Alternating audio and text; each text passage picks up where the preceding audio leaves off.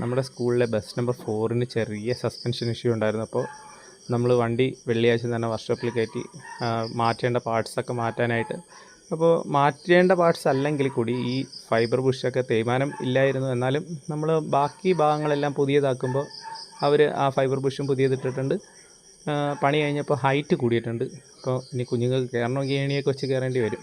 എന്നാലും നമുക്ക് റോഡിൽ വാഹനത്തിൻ്റെ സ്റ്റെബിലിറ്റിയെ ബാധിക്കുന്ന കാര്യമാണ് ഈ ലീവ് സസ്പെൻഷൻ. അത് പ്രോപ്പറായിരിക്കണം.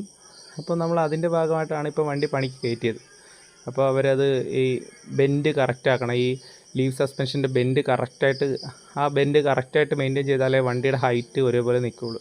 അപ്പോൾ അതിനായിട്ട് അവരത് ഇളക്കി ബെൻഡൊക്കെ ചെയ്തു കറക്റ്റായിട്ട് ഫിറ്റ് ചെയ്യുകയാണ്. അപ്പോൾ യു ക്ലാമ്പൊക്കെ കുറച്ച് പഴക്കമുള്ളതായിരുന്നു. അപ്പോൾ യു ക്ലാമ്പൊക്കെ മാറി.